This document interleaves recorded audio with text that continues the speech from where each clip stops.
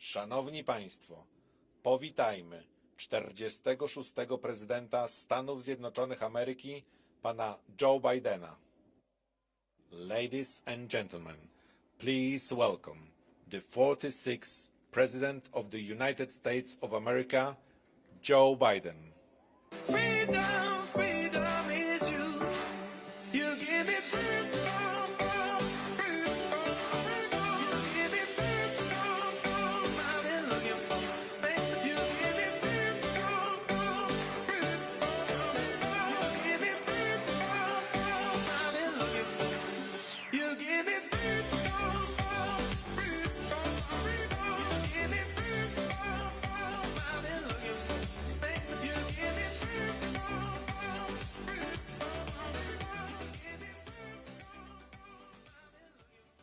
Hello, Poland.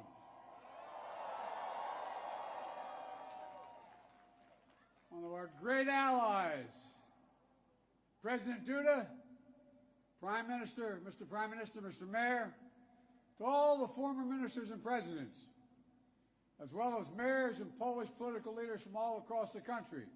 Thank you for welcoming back to Poland. You know, it was nearly 1 year ago I spoke at the Royal Castle here in Warsaw, just weeks after Vladimir Putin had unleashed his murderous assault on Ukraine, the largest land war in Europe since World War II had begun, and the principles that have been the cornerstone of peace, prosperity, and stability on this planet for more than 75 years were at risk of being shattered. 1 year ago, the world was bracing for the fall of Kyiv. Well, I've just come from a visit to Kyiv, and I can report Kyiv stands strong. Kyiv stands proud. It stands tall. And most important, it stands free. When Russia invaded, it wasn't just Ukraine being tested. The whole world faced a test for the ages. Europe was being tested. America was being tested. NATO was being tested. All democracies were being tested. And the questions we faced were as simple as they were profound. Would we respond? Or would we look the other way? Would we be strong? Or would we be weak? All of our allies, would be united or divided? 1 year later, we know the answer. We did respond. We would be strong. We would be united. And the world would not look the other way. We also face fundamental questions about the commitment to the most basic of principles. Would we stand up for the sovereignty of nations? Would we stand up for the right of people to live free from naked aggression? Would we stand up for democracy? 1 year later, we know the answers. Yes, we would stand up for sovereignty, and we did. Yes, we would stand up for the right of people to live free from aggression, and we did. And we would stand up for democracy, and we did. And yesterday, I had the honor to stand with President Zelensky in Kyiv to declare that we will keep standing up for these same things, no matter what.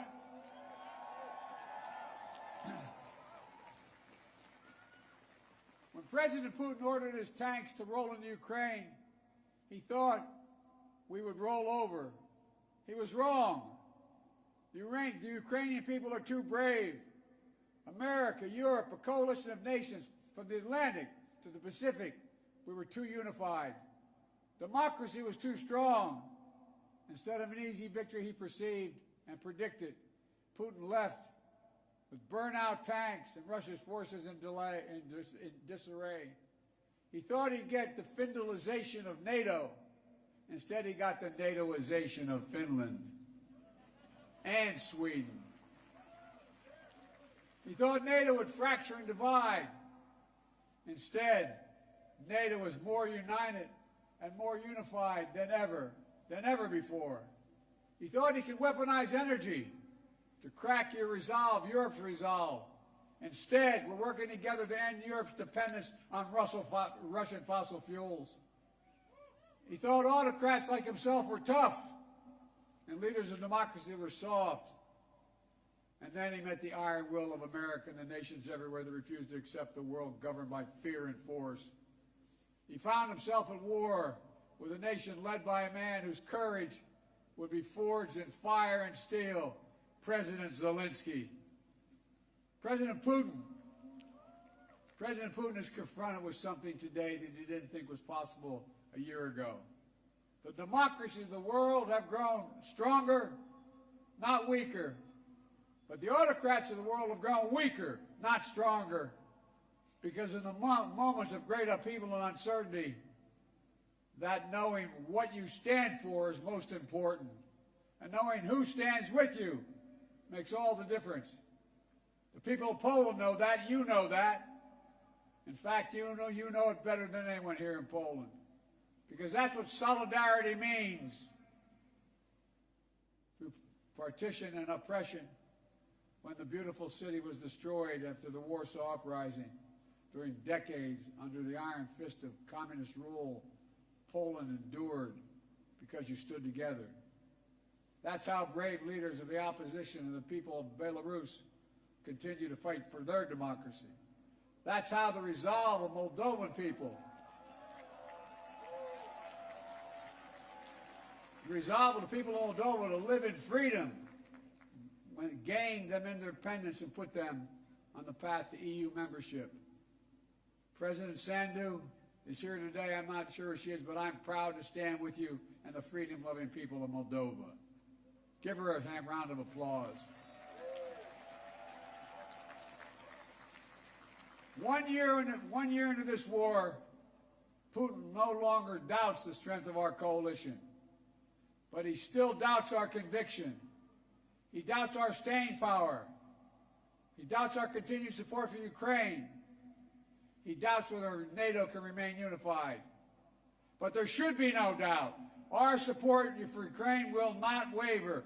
NATO will not be divided, and we will not tire.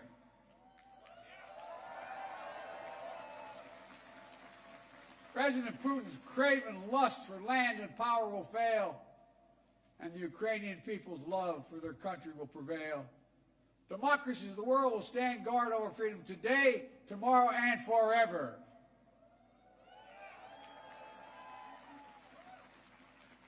So that's what's at stake here. Freedom. That's the message I carried to Kyiv yesterday, directly to the people of Ukraine.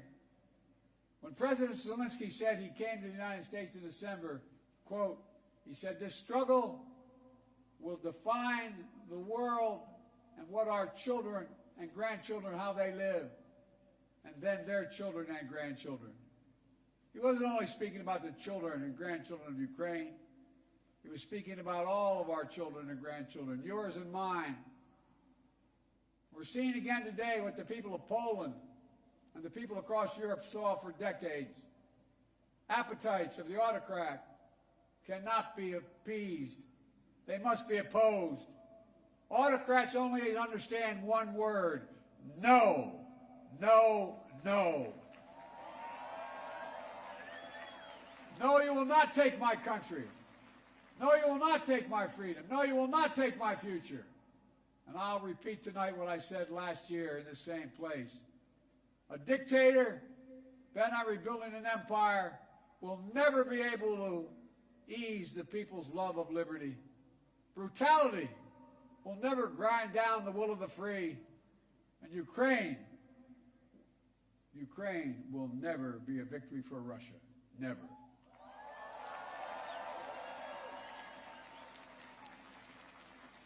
For free people refuse to live in a world of hopelessness and darkness. You know, this has been an extraordinary year in every sense. Extraordinary brutality from Russian forces and mercenaries. They've committed depravities, crimes against humanity, without shame or compunction.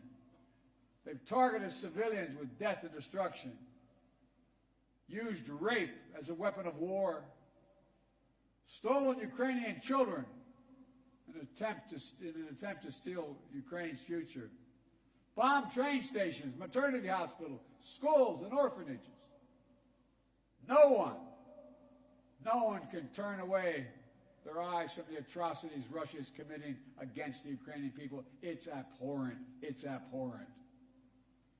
But extraordinarily, as well,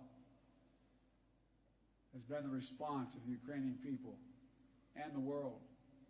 1 year after the bombs began to fall, Russian tanks rolled into Ukraine. Ukraine is still independent and free.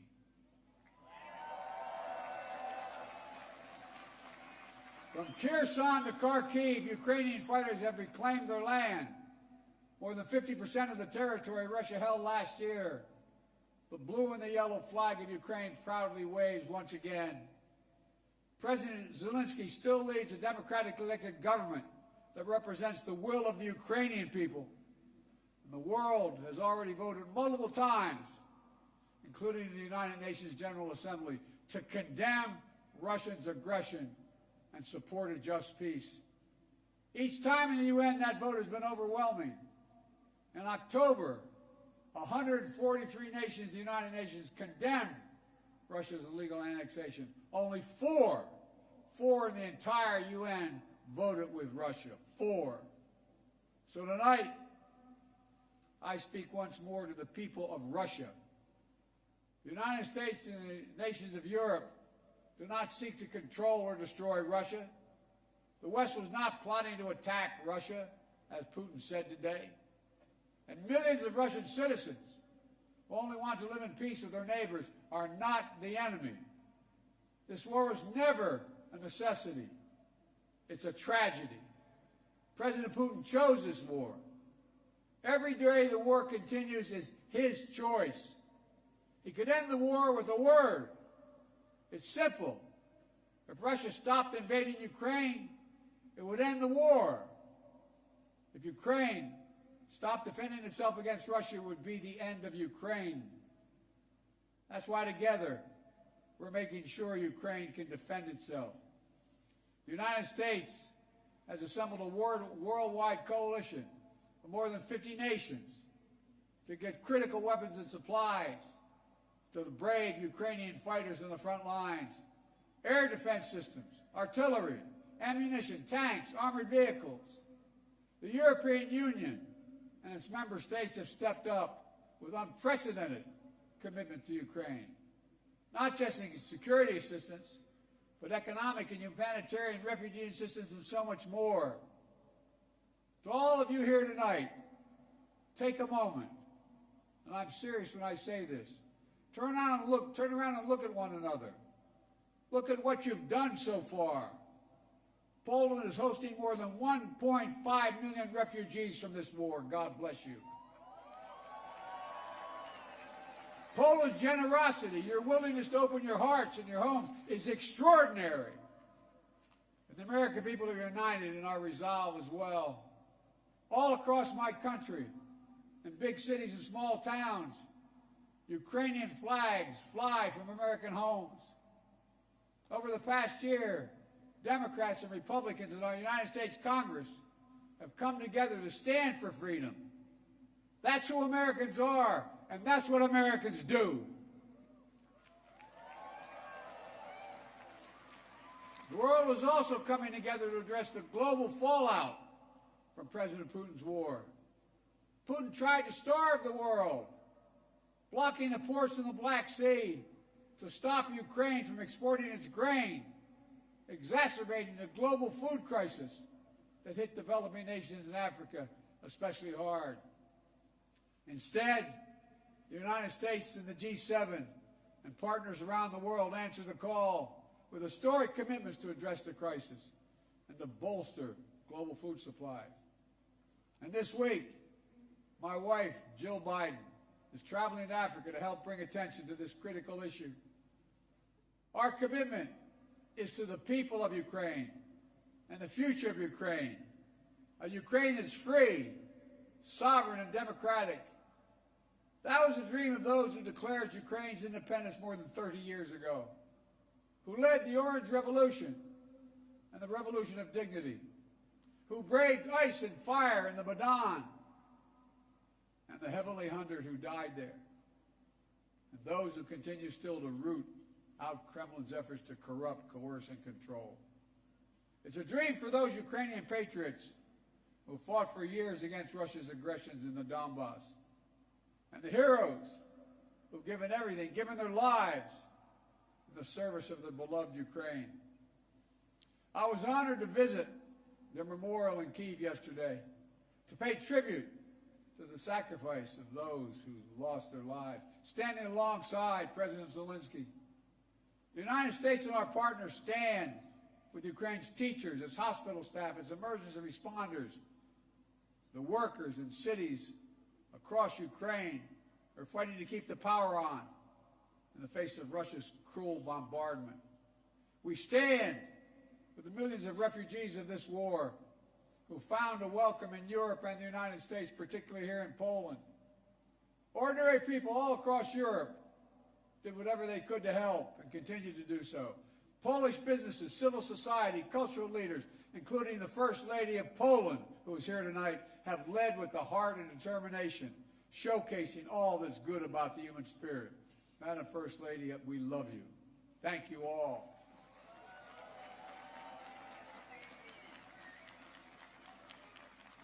I'll never forget last year visiting with refugees from Ukraine who had just arrived in Warsaw, seeing their faces, exhausted and afraid, holding their children so close, worrying they might never see their fathers, their husbands, their brothers, their sisters again.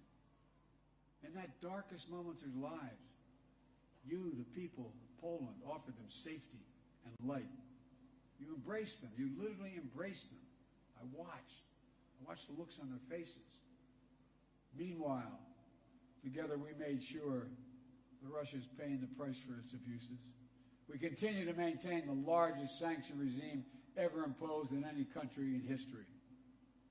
And we're going to announce more sanctions this week together with our partners. We'll hold accountable those who are responsible for this war, and we'll seek justice for the war crimes and crimes against humanity continuing to be committed by the Russians. You know, there is much for us to be proud of over all that we have achieved together this past year. But we have to be honest and clear-eyed as we look at the year ahead. The defense of freedom is not the work of a day or of a year. It's always difficult. It's always important. As Ukraine continues to defend itself against the Russian onslaught and launch counteroffensive of its own, there will continue to be hard and very bitter days. Victories and tragedies. But Ukraine is steel for the fight ahead. And the United States, together with our allies and partners, are going to continue to have Ukraine's back as it defends itself. Next year, I will host every member of NATO for our 2024 summit in the United States. Together, we'll celebrate the 75th anniversary of the strongest defensive alliance in the history of the world, NATO. And let there be no doubt, the commitment of the United States to our NATO alliance and Article 5 is rock solid. And every member of NATO knows it. And Russia knows it as well. An attack against one is an attack against all. It's a sacred oath. Sacred oath to defend every inch of NATO territory. Over the past year, the United States has come together with our allies and partners in an extraordinary coalition to stand against Russian aggression. But the work in front of us is not just what we're against. It's about what we're for. What kind of world do we want to build? We need to take the strength and capacity of this coalition and apply it to lifting up the lives of people everywhere, improving health, growing prosperity, preserving the planet, building peace and security, treating everyone with dignity and respect. That's our responsibility. The democracies of the world have to deliver it for our people. As we gather tonight, the world, in my view, is at an inflection point. The decisions we make over the next 5 years or so are going to determine and shape our lives for decades to come. That's true for Americans. It's true for the people of the world. And while decisions are ours to make now, the principles and the stakes are eternal. The choice between chaos and stability, between building and destroying, between hope and fear, between democracy that lifts up the human spirit and the brutal hand of the dictator who crushes it, between nothing less than limitation and possibilities, the kind of possibilities that come when people who live not in captivity but in freedom, freedom, there is no sweeter word than freedom.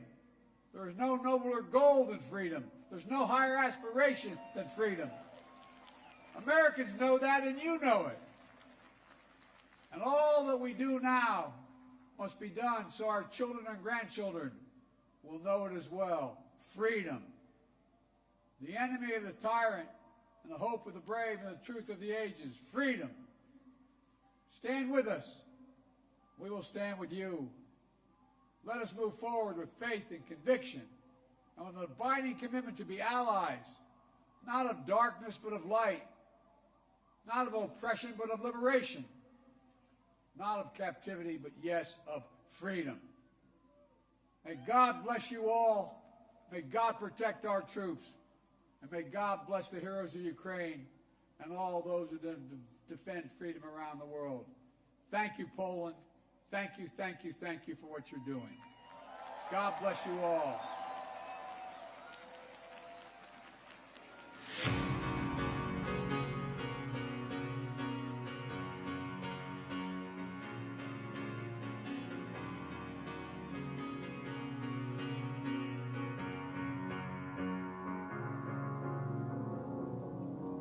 Cause you're a sky full of stars.